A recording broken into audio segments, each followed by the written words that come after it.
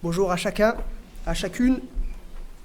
C'est une joie d'être devant vous ce matin. J'ai une question en introduction. On va méditer ce matin les 10 commandements. Et j'ai fait le sondage pendant la semaine pour voir est-ce que les gens connaissent les 10 commandements. Alors on va faire le test ensemble. Qui peut me mentionner le premier des 10 paroles que constituent les 10 commandements? J'entends rien. Tu aimeras le Seigneur ton Dieu de tout ton cœur, de toute ton âme, de toute ta pensée. C'est faux. Ça c'est Exode 6. Non, c'est Deutéronome 6. Les 10 commandements c'est Exode 20. Donc c'est vraiment à l'autre côté du Pentateuque. Mais c'est drôle. C'est souvent l'erreur qu'on fait. Et on l'a fait parce que quand un pharisien interroge Jésus, en particulier, en tout cas dans l'évangile de Marc, il lui demande quel est le plus grand commandement. Et Jésus cite ceci, et il cite aussi Lévitique 18, tu aimeras aussi ton prochain comme toi-même. Donc c'est effectivement le premier, mais il n'est pas dans les 10 commandements. Tu ne tueras pas. Exactement, alors ça dépend des traductions, mais c'est ça, tu n'auras pas d'autre Dieu devant moi. Deuxième. Les images taillées. Oula, mais il y en a qui regardent leur Bible, là. Ne trichez pas. Troisième. Là, c'est plus dur. On est moins familier avec celui-ci. Le nom de Dieu, exactement. Tu ne prononceras pas ou tu n'utiliseras pas le nom de Dieu en vain ou à la légère. Quatrième. Ouais, tu respecteras le jour du sabbat. Cinquième.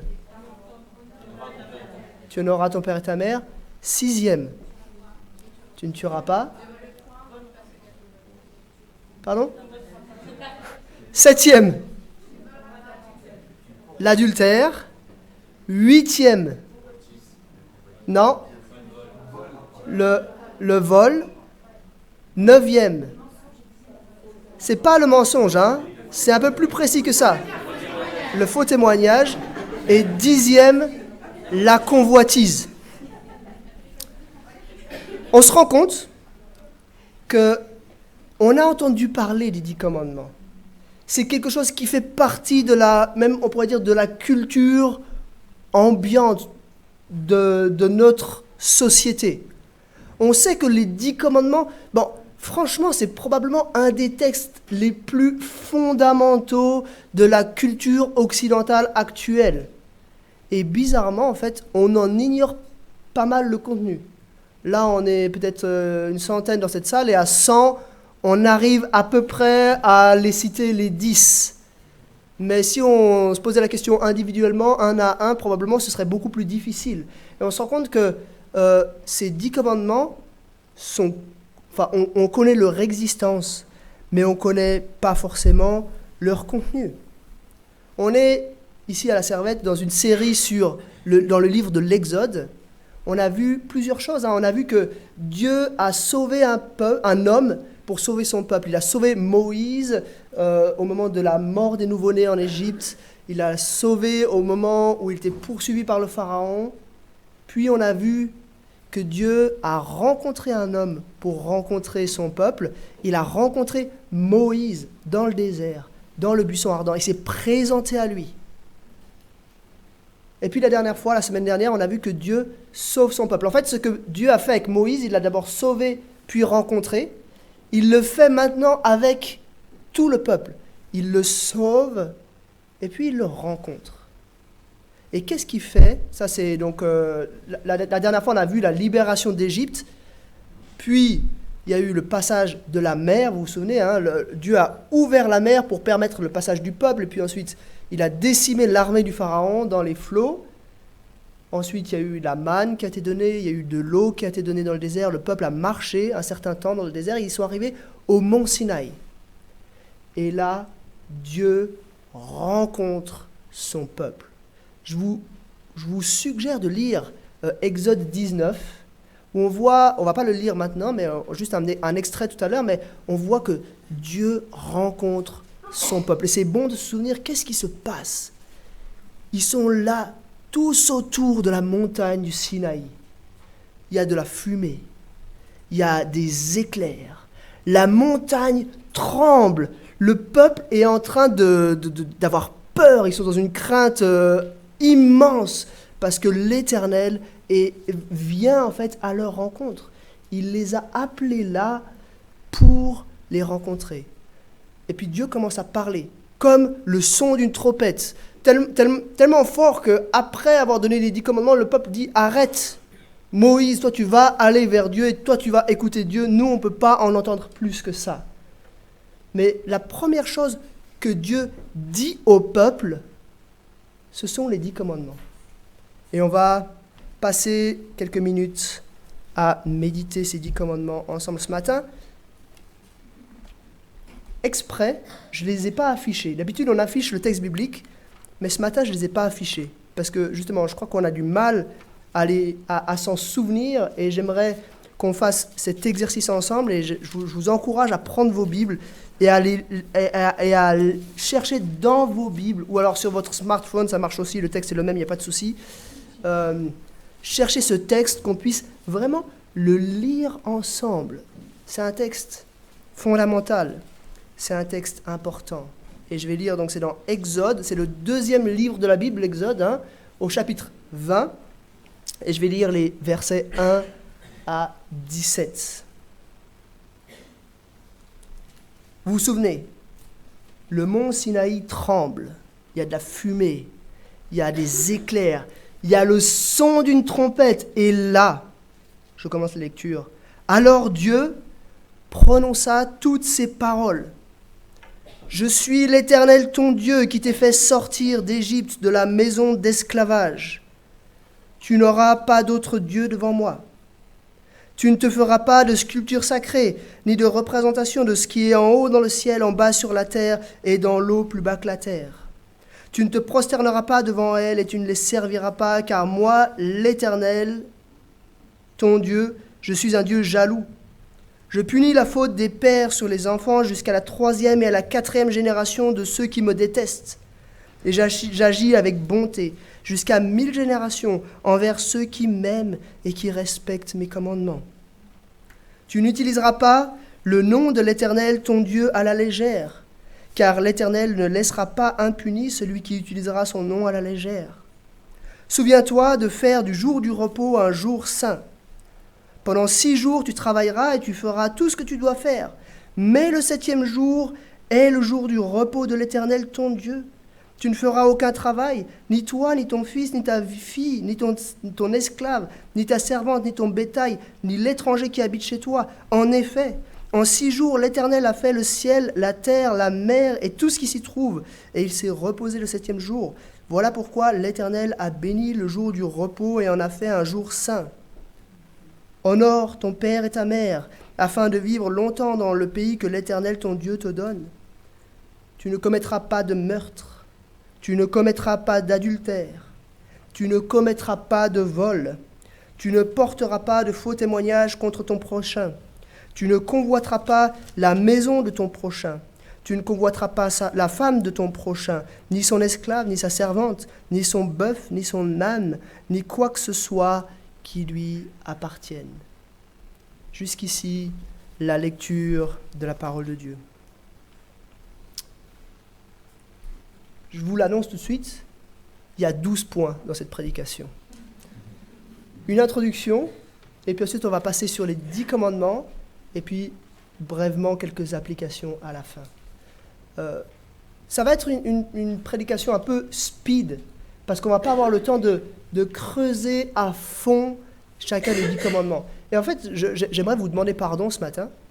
Je me suis rendu compte, cette semaine, j'ai passé toute la semaine à méditer ces 10 commandements, et je me suis rendu compte à quel point c'est un texte fondamental pour nous autres chrétiens, à quel point c'est un texte qu'on devrait connaître, qu'on devrait apprendre, et à quel point, ça fait 4 ans que je suis pasteur dans cette église, et en fait, on ne les a jamais étudiés ensemble.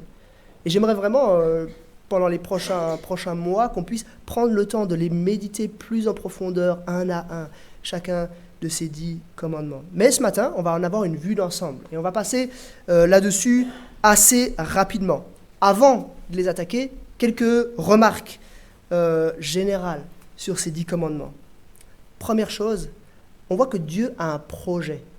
Dieu a libéré son peuple d'Égypte, et puis là, il leur donne les 10 commandements. En fait, le peuple de Dieu avait vécu sous administration égyptienne, sous la loi égyptienne jusque-là, puis tout à coup, le peuple est libre. Mais Dieu leur donne une loi. Il leur donne un cadre pour bien vivre cette liberté. Et Dieu a un projet pour eux. Et j'aimerais juste vous lire quelques versets au chapitre 19 qui nous montrent un petit peu, voici le projet de Dieu pour son peuple. C'est chapitre 19 à partir du verset, la moitié du verset 3 jusqu'au verset 6. Voici ce que tu diras, donc c'est Dieu qui parle à Moïse. Voici ce que tu diras à la famille de Jacob, ce que tu communiqueras aux Israélites. Vous avez vu ce que j'ai fait à l'Égypte et la façon dont je vous ai porté sur des ailes d'aigle et amené vers moi. Maintenant, si vous écoutez ma voix et si vous gardez mon alliance, vous m'appartiendrez personnellement parmi tous les peuples, car toute la terre m'appartient. Vous serez pour moi un royaume de prêtres et une nation sainte. Voilà les paroles que tu diras aux Israélites. Dieu est le Dieu de tous les peuples. Bien sûr, d'une manière particulière, Israël, à ce moment-là, est devenu le peuple de Dieu, mais Dieu le dit, il est le Dieu de toute la terre. Dieu est le Dieu de tous les peuples. Mais Dieu a un projet pour Israël. Il veut faire d'eux une nation sainte, un peuple de prêtres. Il veut que ce soit eux qui apportent le message de Dieu au monde, entre autres, en vivant les 10 commandements, en vivant ce qui plaît à Dieu. Donc Dieu a un projet. Deuxième remarque, c'est que la loi vient après la libération. Vous avez remarqué, Dieu libère son peuple d'Égypte, après quoi il donne la loi. Dieu ne dit pas, je vais vous donner la loi pendant que vous êtes en Égypte, et si vous respectez bien la loi, alors peut-être qu'après ça, je vais vous libérer d'Égypte. Et il y a un parallèle flagrant avec nous aujourd'hui. On est mal à l'aise avec la loi, en fait, je crois, nous les chrétiens parfois. On ne sait pas trop quoi en faire, parce qu'en fait, on vit sous la grâce, et du coup, on se dit, mais qu'est-ce qu'on va faire avec cette loi? Comment est-ce qu'on doit gérer ça? Mais en fait, je pense qu'il y a vraiment un parallèle. En tant que chrétiens, nous sommes libérés du péché. Lorsque tu places ta confiance en Jésus-Christ, lorsque tu considères Jésus-Christ comme ton Seigneur et ton Sauveur, tu es libéré du péché. Tu reçois sa justice. Il paye pour ton péché. Et puis après, on vit par la grâce dans la vie chrétienne. Mais Dieu nous donne sa loi pour nous montrer comment vivre une vie qui lui plaît, une vie qui l'honore, une vie conforme à sa volonté et en fait, ultimement, une vie heureuse. Donc on voit qu'il y a cette logique. Libération, puis loi. Troisième remarque, la loi, c'est une bonne nouvelle. Et je crois que là aussi, on a un peu cette tendance, la même tendance que les pharisiens, en fait, au premier siècle. Ils avaient cette tendance à vouloir voir, mais qu'est-ce qu'on n'a pas le droit de faire avec la loi? Ils essayaient de comprendre un petit peu tous les tenants et les aboutissants de la loi. Mais je crois qu'il faut qu'on comprenne que la loi, au moment où elle est donnée, c'est une bonne nouvelle. Dans un monde qui pourrait potentiellement être chaotique, Dieu donne sa loi. Dieu donne une loi qui est bonne. Vous savez pourquoi Dieu donne une loi qui est bonne? Je crois qu'il y a 3 raisons à cela. Premièrement, Dieu est bon. La Bible nous le dit. Donc il nous donne nécessairement une loi bonne. Deuxièmement, Dieu est notre créateur. Ça ne suffit pas que Dieu soit bon, il faut aussi qu'il nous connaisse bien. Et en tant que notre créateur, il est particulièrement bien placé pour nous connaître parfaitement et nous donner une loi qui soit bonne pour nous. Et troisièmement, parce que Dieu nous aime. Dieu ne nous donne pas une loi pour nous cadrer, pour nous enfermer, pour nous limiter. Il nous donne une loi pour qu'on puisse s'épanouir, une loi qui est bonne. Et en fait, cette loi, les 10 commandements, mais disons de manière générale, la loi que Dieu nous donne, que Dieu donne à son peuple, c'est une loi de liberté. C'est une loi qui est bonne, c'est une loi qui nous montre à la fois qui est Dieu. Pourquoi est-ce que Dieu déteste, par exemple, les faux témoignages? Parce qu'il est la vérité. Donc la loi, d'une certaine façon, montre qui est Dieu, et, et en même temps, la loi nous montre comment vivre une vie d'être humain épanoui. Quatrième remarque, le décalogue, on appelle parfois les 10 commandements le décalogue, en fait ça signifie les 10 paroles, parce que c'est comme ça que la Bible en parle, a une place de choix dans la Bible. Vous avez remarqué toute cette scène, hein, le Dieu qui s'adresse directement à son peuple, la montagne qui tremble, enfin vraiment, c'était prévu pour marquer l'esprit du peuple.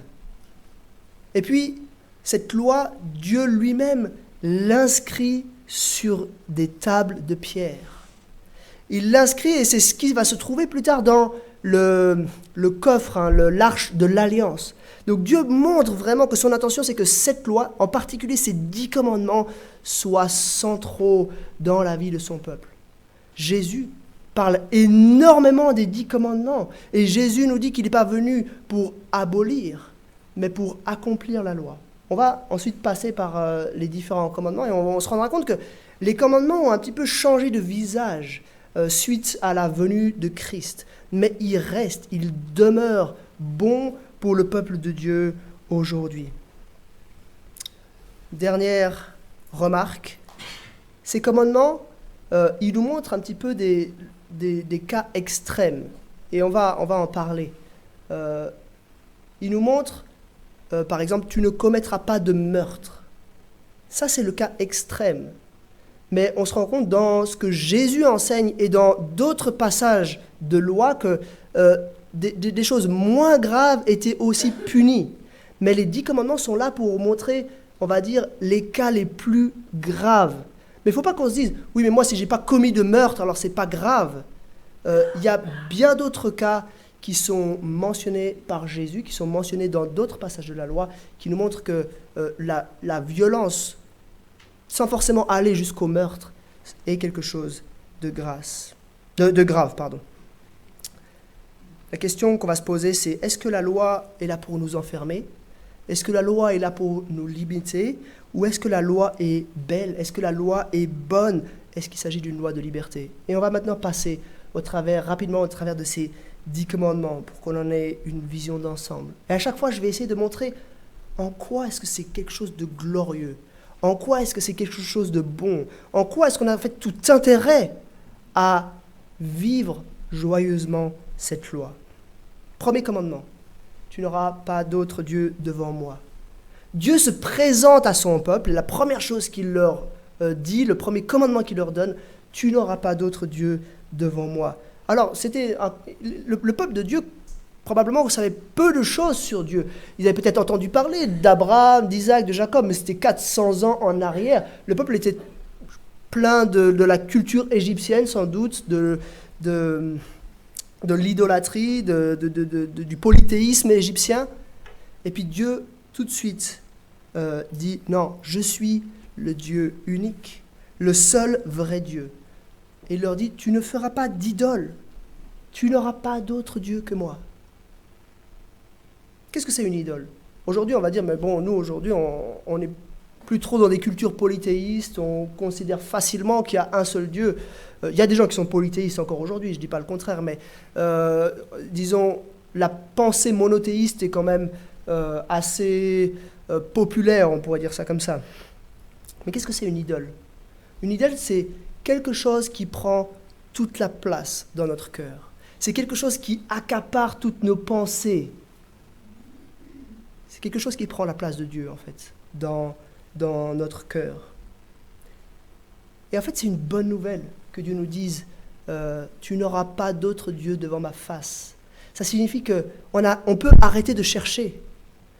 Il est le vrai Dieu, celui qui peut prendre cette place, celui qui peut nous combler parfaitement, celui auprès duquel on peut s'abandonner complètement, celui dans lequel on peut trouver notre satisfaction totale. On peut arrêter de se mentir à nous-mêmes en se disant « Ah, je vais prendre ceci ou cela pour essayer de me combler. » Et on peut lui faire confiance à lui seul. Ce premier commandement, il est rassurant. Il est fondamentalement une bonne nouvelle. Et ce premier commandement, en quelque sorte, il introduit ou il irradie sur les 9 autres, sur toute la loi en fait. Pourquoi est-ce qu'on ne doit pas commettre de meurtre ? Parce que c'est Dieu qui donne la vie, parce que la vie humaine comprend l'image de Dieu. Et en fait, ultimement, un meurtre, c'est détruire l'image de Dieu. Et du coup, c'est porter atteinte à ce grand Dieu. C'est mettre un autre Dieu devant sa face. Enfin, c'est juste un exemple pour vous montrer que tous les 9 autres commandements dépendent clairement de ce premier.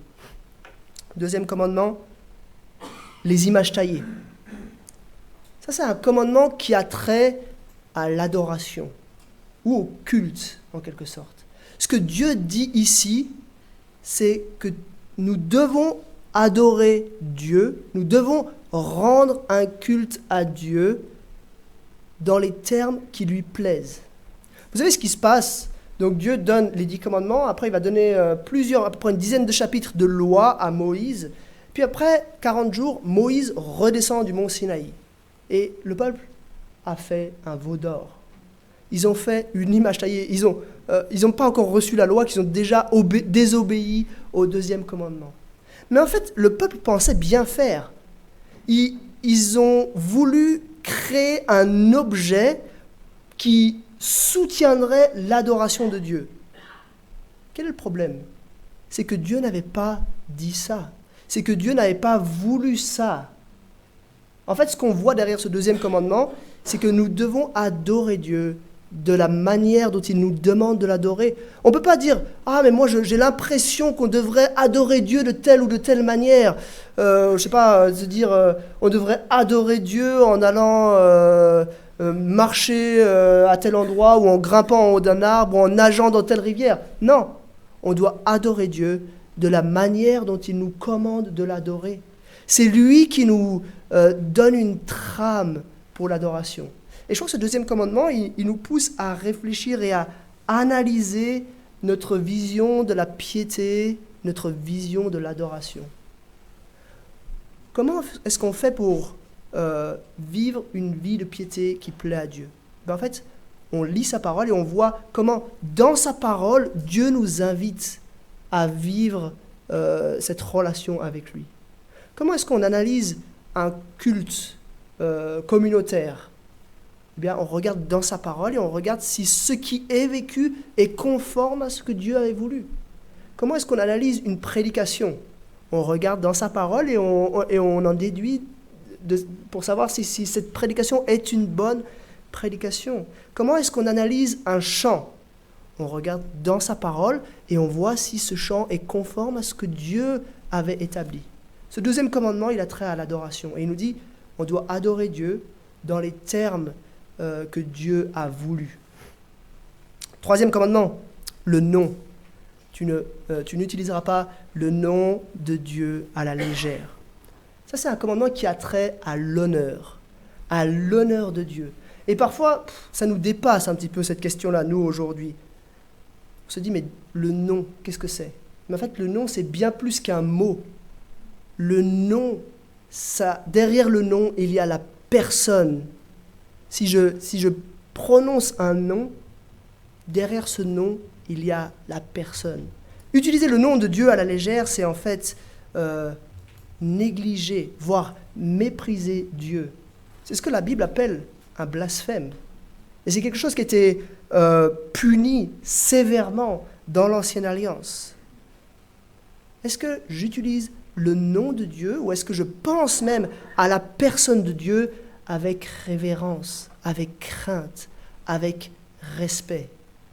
Moi, ça me fait penser, par exemple, à certaines prières que moi-même, je peux prononcer parfois. Est-ce que dans mes prières, j'utilise le nom de Dieu à la légère? Parfois, vous savez, on a tendance à utiliser le mot « Seigneur » dans nos prières comme des virgules. Je ne sais pas si vous avez déjà remarqué ça. Des petites pauses. Mais en fait, le mot « Seigneur », fait référence au créateur de l'univers, à celui qui maîtrise nos vies, à celui qui nous a sauvés. On ne peut pas utiliser ce nom à la légère. Mais il faut qu'on aille plus loin. Ce n'est pas juste dans l'emploi du mot, c'est dans la manière dont on pense à Dieu. Vous savez, je crois qu'on peut vraiment faire de l'humour sur les chrétiens. J'ai aucun problème avec ça. On peut se moquer de certaines choses qu'on fait, et ça peut même être marrant. J'ai aucun problème avec ça.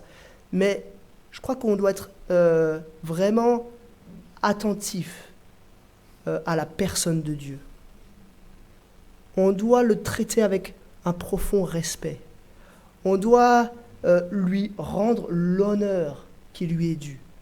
Et ce commandement nous rappelle cela. Ce commandement, il nous rappelle qu'on est des ambassadeurs. On est des ambassadeurs de Dieu sur cette terre.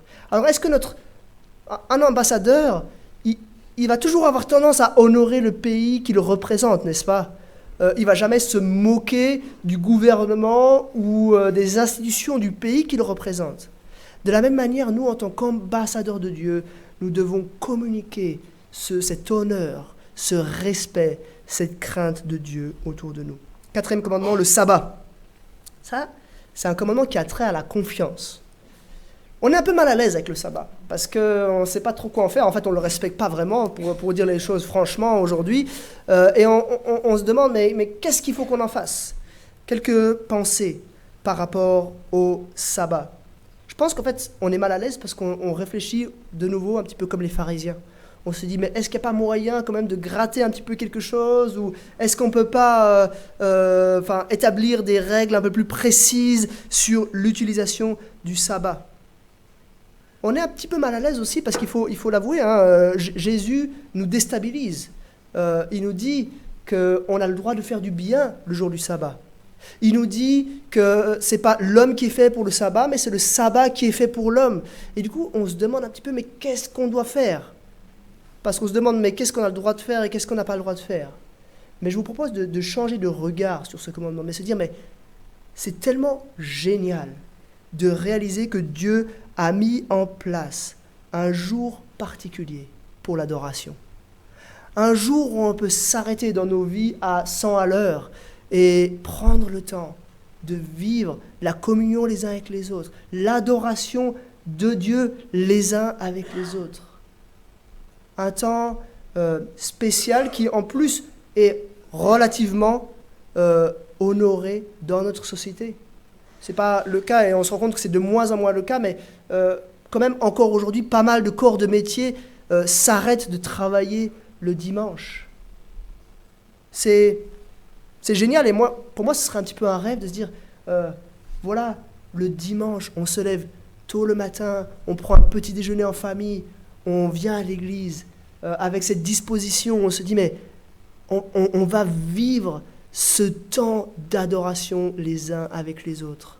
Je crois qu'on doit vraiment faire du dimanche le jour phare de notre semaine. Si on dit que Dieu est tout pour moi, on ne peut pas juste lui laisser 2 minutes comme ça dans la journée et faire une petite prière avant de manger.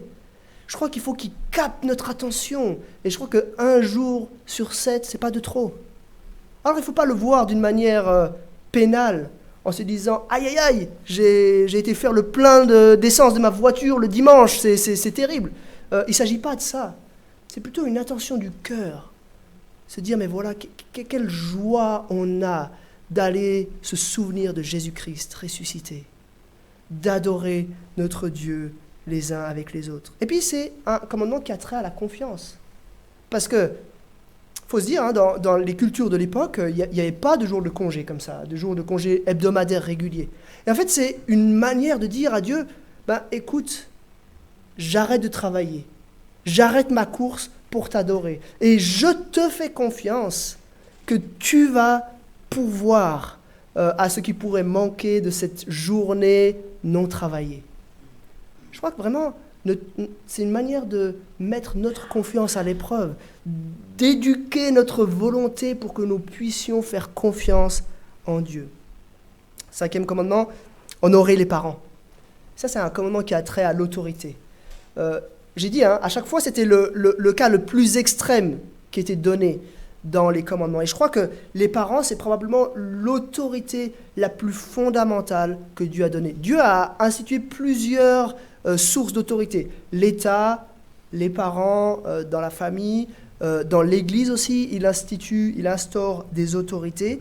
Et je crois que ici, Dieu nous dit d'honorer les autorités. En particulier les parents, mais de manière générale, les autorités. C'est quoi la limite de cela ? Si vous voulez, c'est dans Actes 5, verset 29 que ça nous est donné. C'est qu'on doit faire la volonté de Dieu et non celle des hommes. Ça, c'est la limite. Si un jour, une des autorités, que ce soit les parents, l'État ou les responsables d'église, viennent à outrepasser, à décréter quelque chose qui serait contraire à ce que Dieu veut, alors on doit accorder la priorité à Dieu. Et on doit obéir à Dieu plutôt qu'aux hommes. Mais de manière générale, on doit se soumettre aux autorités parce que les autorités sont instituées, voulues par Dieu. Et en fait, il y a une promesse liée à ce commandement, tu as vu ? Je vous le relis. Afin de vivre longtemps dans le pays que l'Éternel, ton Dieu, te donne. En fait, c'est une promesse d'harmonie. C'est une promesse que, en vivant cela, en honorant les autorités, nous allons vivre cette harmonie. Dieu instaure des sources d'autorité pour permettre aux familles, aux sociétés, aux églises de s'épanouir et de grandir en harmonie. Et en honorant ces autorités, Dieu nous promet cette harmonie. 6e commandement, le meurtre. Ça, c'est un commandement qui a trait à la vie, à la valeur de la vie. On pourrait mentionner la loi du talion, par exemple, qui dit que œil pour œil, dent pour dent. Et plusieurs sont choqués de ça. Mais en fait, ce que Dieu est en train d'instaurer, c'est un principe régulateur. Il est en train de dire, si quelqu'un t'a arraché un œil, tu n'as pas le droit de le tuer. Tu as le droit de prendre son œil. Si quelqu'un t'a arraché une dent, tu n'as pas le droit de le tuer ou de tuer sa famille. Tu as le droit de lui arracher une dent. Dans le sens, Dieu est en train de montrer que la vie est précieuse. On ne peut pas se venger jusqu'à tuer quelqu'un. Dieu est en train de dire, ça, c'est pas possible. Pourtant, Dieu instaure la peine de mort dans l'Ancien Testament. Pourquoi justement? À cause du fait que la vie est précieuse. Puisque la vie est précieuse, Dieu dit, si quelqu'un a pris la vie, ou si quelqu'un a endommagé de manière extrêmement grave la vie humaine, on prend sa vie. C'est parce que la vie est précieuse que la peine de mort était possible dans l'Ancien Testament. Je ne suis pas en train de militer en faveur de la peine de mort, je suis en train de faire un constat de la valeur de la vie aux yeux de Dieu. Et beaucoup de notions, beaucoup de choses de notre quotidien dépendent de ce commandement. Si la vie est précieuse, si toutes les vies sont précieuses devant Dieu, ça signifie un certain nombre de choses. Ça signifie par exemple que le racisme est intolérable. On ne peut pas être raciste parce que toutes les vies contiennent l'image de Dieu. Quel que soit le peuple auquel on appartient, on n'a pas le droit de mépriser les personnes de notre propre peuple ou les personnes d'autres peuples. C'est impossible parce que la vie est précieuse. Ça veut dire aussi qu'on ne peut pas mépriser des personnes handicapées. Et on peut dire, bon, aujourd'hui, on ne méprise pas les personnes handicapées. Mais il n'y a pas si longtemps, pendant la Deuxième Guerre mondiale, on mettait à mort les personnes handicapées. On ne peut pas mépriser les personnes handicapées, peu importe le degré de handicap, parce qu'elles contiennent l'image de Dieu. Et à cause de cela, la vie, leur vie est précieuse. C'est aussi pour ça qu'on se bat contre l'avortement. Parce que nous croyons que la vie, même la vie en devenir, est précieuse. Et en fait, il s'agit là d'un meurtre. C'est pour ça qu'on se bat contre l'euthanasie, parce que la vie est précieuse. Je ne parle pas de l'acharnement thérapeutique ici. Je parle du fait de mettre fin à une vie autonome, à une vie qui est encore possible naturellement. C'est pour ça qu'on se bat contre l'euthanasie, parce que la vie est précieuse. Même la vie de quelqu'un qui souffre, même la vie de quelqu'un qui est peut-être très âgé est précieuse. C'est pour ça aussi que on croit que le suicide est un meurtre. S'enlever la vie à soi-même est un meurtre. Ce n'est pas un meurtre qui nous fait aller tout droit en enfer, comme certains le pensent, pas du tout. C'est un péché comme un autre péché, et c'est un péché qui peut être couvert par la grâce, bien sûr. Mais malgré tout, c'est un meurtre. On attente à la vie. Et on n'a même pas le droit, on n'a pas de droit sur sa propre vie, parce que notre vie contient en fait l'image de Dieu. Et sauter la vie, c'est en fait porter atteinte à cette image de Dieu. Et Jésus va plus loin. Jésus nous dit que ce n'est pas juste le fait de tuer quelqu'un qui est une désobéissance à ce commandement, c'est déjà le fait de se mettre en colère contre quelqu'un qui est une désobéissance à ce commandement. 7e, l'adultère. Il y aurait beaucoup à dire sur ce commandement. C'est un commandement qui a trait au couple. Une des entités fondamentales que Dieu a voulu et qu'il a instauré dans Genèse 2, c'est le couple, un homme, une femme. Quel est le lieu pour la vie de couple? Quelle est la règle pour la vie de couple? Elle est simple. C'est un seul homme et une seule femme dans un seul cadre, le cadre du mariage. Ça, c'est le lieu pour la vie de couple. En particulier, c'est le lieu pour les relations sexuelles. Et c'est quelque chose de bon. Dieu a voulu cela et c'était bon. Et Jésus va aller encore plus loin. Il va dire que même le fait de convoiter une femme dans son cœur, c'est déjà transgresser le 7e commandement. Ce commandement, il condamne beaucoup de choses. Il condamne la pornographie. Il condamne des relations sexuelles avant le mariage. Il condamne l'adultère au sens classique du terme. Il condamne l'homosexualité et encore toutes les autres formes de pratiques sexuelles qui peuvent exister. Ce commandement, il condamne, et j'aimerais pouvoir passer plus de temps à expliquer cela, mais je n'ai pas le temps ce matin, mais il condamne de manière générale le divorce.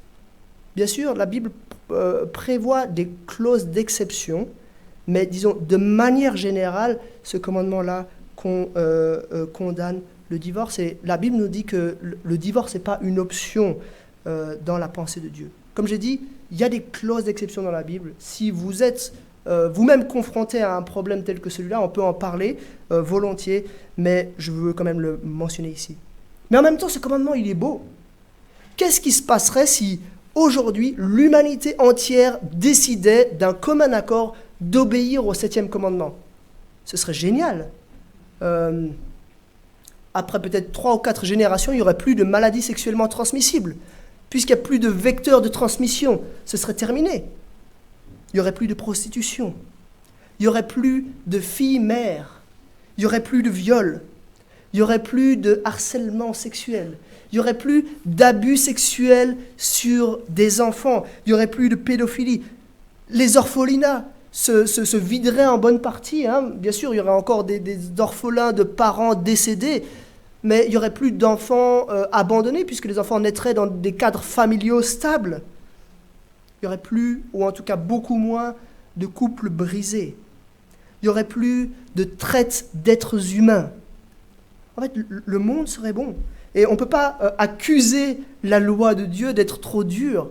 La loi de Dieu, elle veut juste nous faire vivre une vie qui soit bonne. Dieu a créé le couple comme quelque chose de merveilleux et il donne sa loi pour protéger cela.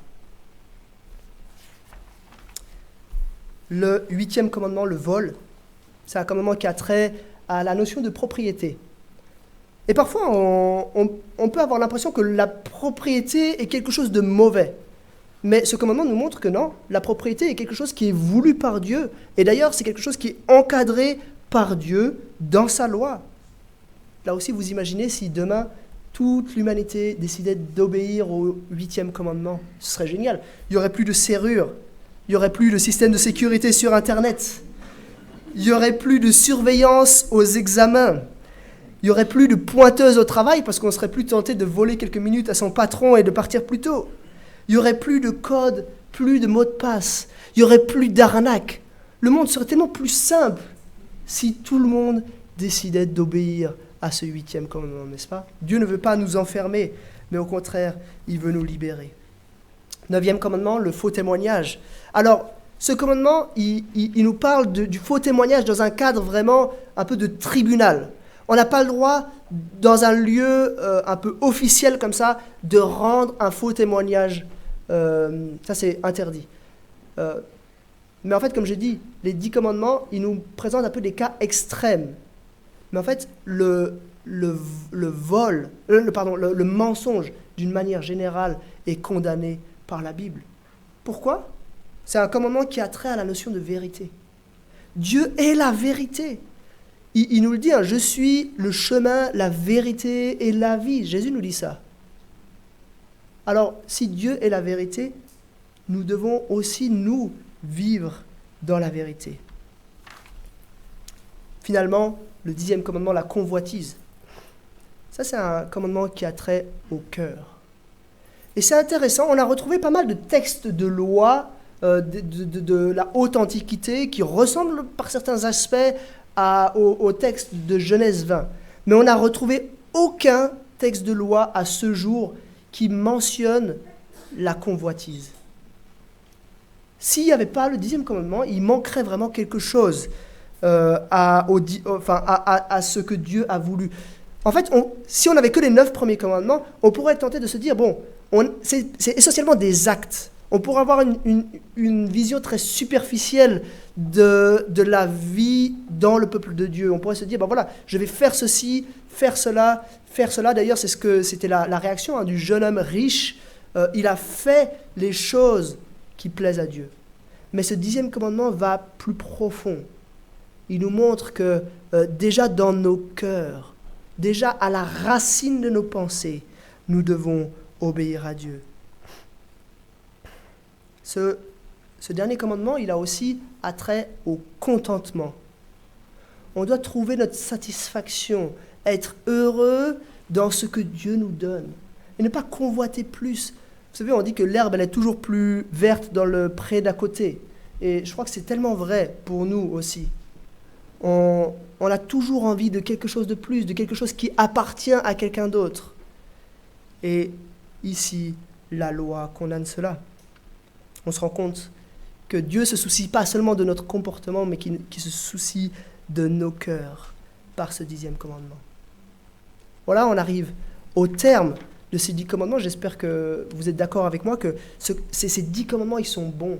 Ces 10 commandements, ils donnent envie. Ces 10 commandements, ils nous sont donnés pas pour gagner notre salut, mais parce que Dieu nous a tout donné. Franchement, on a un Dieu qui est tellement bon, il a tout fait pour nous, il nous a tout donné par grâce. Et il est allé jusqu'à nous donner une loi qui nous permette de nous épanouir vraiment. Alors vivons-la. Vivons-la au quotidien. J'aimerais vous lire encore un petit passage dans Deutéronome 5. Il faut juste que je le trouve dans ma Bible. Une petite seconde. Le début de Deutéronome 5. En fait, quand Moïse redescend de la montagne, il brise les tables sur lesquelles étaient inscrits les commandements. Et parce qu'il est fâché, parce qu'ils ont construit le veau d'or, du coup il les brise. Et puis dans Deutéronome, Dieu va redonner des tables de pierre de nouveau. Et c'est donc dans Deutéronome 5 que ça se passe. Mais je vous lis juste l'introduction à ce passage. Moïse convoqua tous les Israélites et leur dit: écoute Israël, les prescriptions et les règles que je vous fais entendre aujourd'hui, apprenez-les et mettez-les soigneusement en pratique. Ça ne suffit pas de connaître les commandements. Il faut les vivre. Il faut les mettre en pratique. Et j'aimerais juste vous laisser quelques applications pour terminer. J'en ai 4. Première application, une méditation, un sujet de méditation pour cette semaine. Essayons de nous souvenir de cette logique, libération et loi. Il ne s'agit pas d'obéir aux commandements pour mériter quelque chose, mais parce que Dieu nous a tant aimés et parce que Dieu nous montre ce qui lui plaît, nous désirons vivre cela. Essayons de réfléchir à cela. C'est une logique qui est un petit peu contre-culturelle, parce qu'on est dans une logique du mérite dans notre culture, et je pense que l'humanité a globalement une logique du mérite. Ici, c'est l'opposé. C'est une obéissance qui n'est pas basée sur le mérite, mais sur l'amour.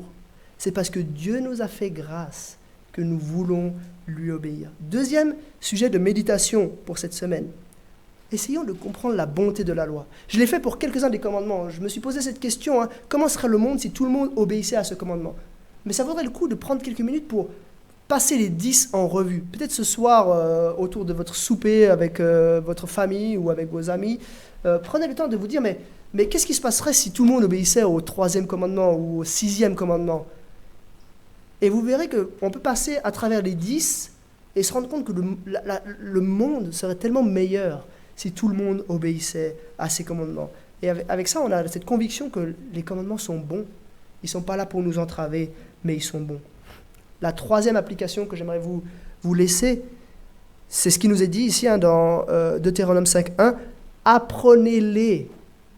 Je crois que c'est tellement fondamental, c'est tellement important qu'on apprenne ces 10 commandements.